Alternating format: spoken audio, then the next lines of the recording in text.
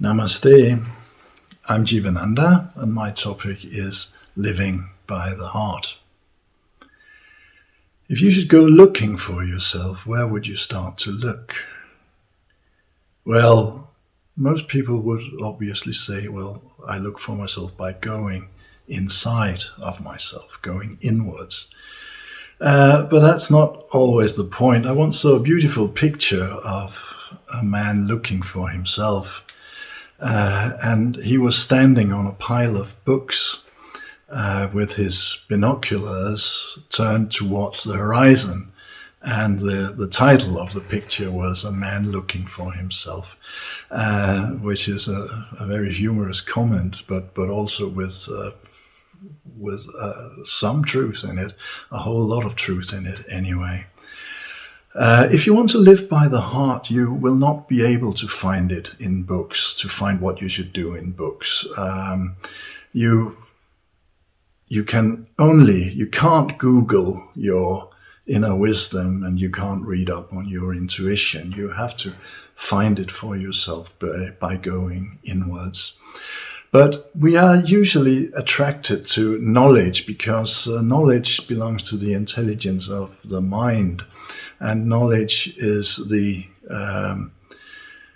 consciousness of the mind, whereas in the heart we have the intuition as the intelligence of the mind, and we try to create a being, and the intuition is the tool of that being. But it is difficult because this duality within us is usually fights each other. But don't listen to this talk as a crusade against the mind. We need the mind, but we also need to live by the heart, so to speak. And living by the heart is when our intelligence of the heart takes over from the intelligence of the mind, but we will still have both sides within us.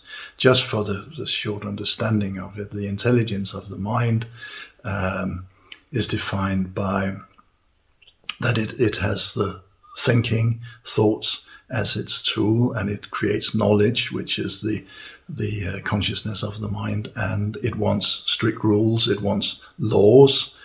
And then it says that we have one truth, which is very good inside science and these things.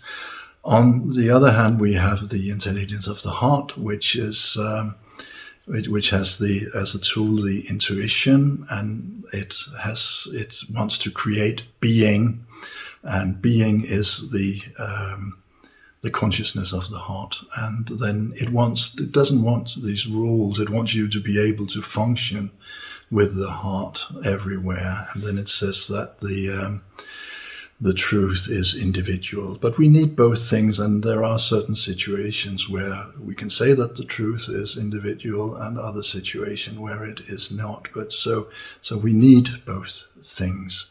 But the technique to live by the heart is very simple. You simply need to stay centered within your heart all the time. And that might sound as a difficult task, but it really isn't. It doesn't take energy at all. It doesn't take nearly as much energy as being centered on your thoughts all the time, which is what we usually are. And it is a quite practical thing to do. You find your heart chakra in the middle of your chest, and that is where you focus your attention. And if you do that within meditation and without meditation, you will eventually get into a heart where the intelligence of the heart sort of wins over the intelligence of the mind, and you will be able to use both. And then you will have what I call the realized heart, and you will live by the heart. In that process, you go through some stages. You have what I call a preparing stage, which is going through the mind against the heart. And I also know that there are, of course, many parts of the mind in your heart. But the preparing stage is like where we spend a lot of time and work on therapy, and we battle the things inside of that brings suffering to us. But at some point we realize that this will be an ongoing fight, because you can always if I put it in another way, a lot of people work over and over with the same thing in new disguises in their therapy. At some point we realize that, and then we realize that what we really have to take out during therapy is the suffering. And the suffering arises because we don't want what is within us. We judge it. And the suffering comes from that judgment. So acceptance is a very great part in this this stage of our journey towards the heart. So from that we come to a stage that I call becoming, which is the best of both sides, so to speak. It is, when you look back on it, it can be quite funny. It's often absurd. When I found myself in that stage on my journey, I've spent months arguing with myself whether not worrying about things was irresponsible or not. And so you see, the mind sort of tries to grab you, but you still are sort of drawn to the heart, drawn to the being. But there can come all kinds of spiritual or psychological things within this period that actually that can be quite funny. But it's sort of like the mind going against you. It's arguing against that you live a life in happiness, in love, and don't. If you enter this stage, you shouldn't worry that you will find that a part of you really likes the suffering also. So because this is a part of your identity, and some people yield power through their suffering. So this is the part we all go through. So from that we come to that part called being, which is the consciousness of the heart, which is being. And when we enter that stage, it's usually we then go deeper into the heart, and then it is we usually find that meditating on silence is a helpful tool. And silence is, and I really mean silence, I don't mean that you can visualize your silence and say my silence is blue, because then it is not the silence of the heart, it is a visualization of the mind. But you can go into silence. It's not such a unattainable thing. You just need a few directions. You need to stop fighting the mind, because everything you fight, you give tons of energy, which is another thing about living from the heart that I might come back to if I have the time for it in these 15 minutes. But everything you fight, you give tons of energy. So if you try to fight your thoughts, like saying that I cannot think, I mustn't think, I must go to silence, then your thought get a lot of attention, and you can't work in a restrictive way in your mind. It's like if I told you now you cannot think of a monkey, it's totally forbidden for the next minute to think about a monkey, then everybody thinks about the monkey. You can't work with the mind that way. You have always you can't go against it. You have to find other things that you go with. So you don't go against the noise in your being. You go with the silence that is already there. So going into silence is not creating it. It's a matter of finding it, because it is already there. I sometimes compare it with a page in a book where the black letters and sentences are the mind, the thoughts, and then the white is the silence. And you will see that there is more silence than there are actually thoughts. And also it's a good picture, because the thoughts are on a background of silence.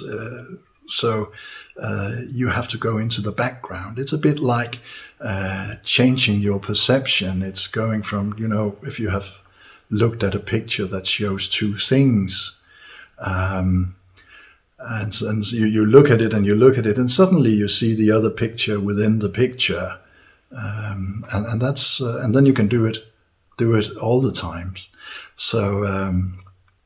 So that is how you go into silence. You sort of change your perception. You look for the white instead of looking for the black. But we also know that the black, if we look at a book, it usually springs very easily into our minds and then takes over. So practice.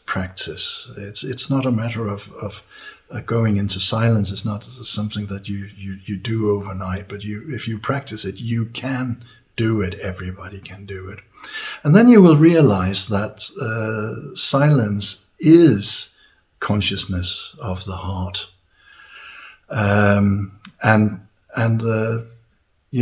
That silence is a way that you will free yourself of your thought. You can deliberately go and think, and you can go into your thought when you want it and go out of them when you don't want it. Because meditation is like a training. It's like the exercise room. It's like the place where you train, if you like, when you do sports or things like that. And outside there is where it really matters. It is outside meditation it really matters. Well, how much can I bring outside my meditation so that I'm not just holy when I meditate, but holy in the sense of being whole, but also outside of my meditation. So the technique is, again, very, very simple. You just go into yourself. You can also use your breathing. It's like if you have consciousness on your breathing, you will have the same results. And to make that change, in that you will find that you cannot fight things, like I said before.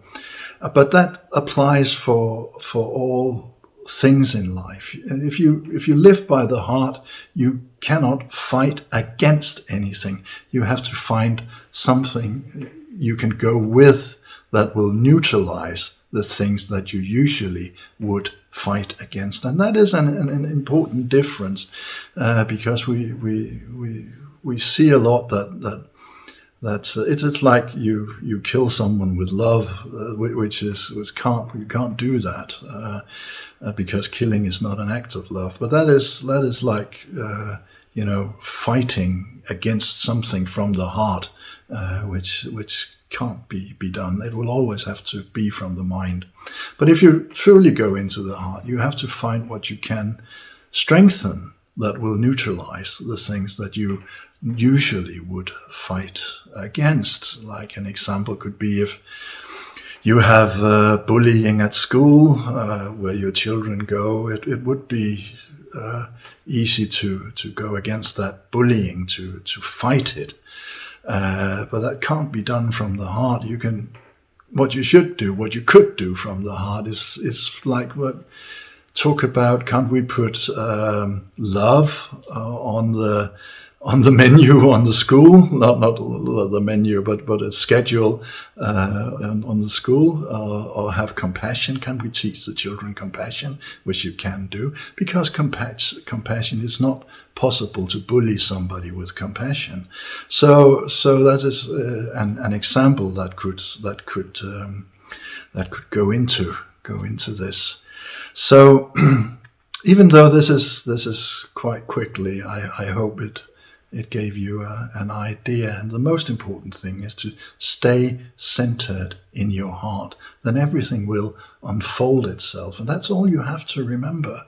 You stay within the heart, you put your attention to the heart, and then it doesn't require energy. It requires much more energy to have your attention on your thinking, your thoughts all the time, which we have enough energy to do that. So I hope this gave you a little introduction, but it also gave you all the tools that you need to go live by the heart. And then you have to explore what is revealed within you, which no one but yourself can realize.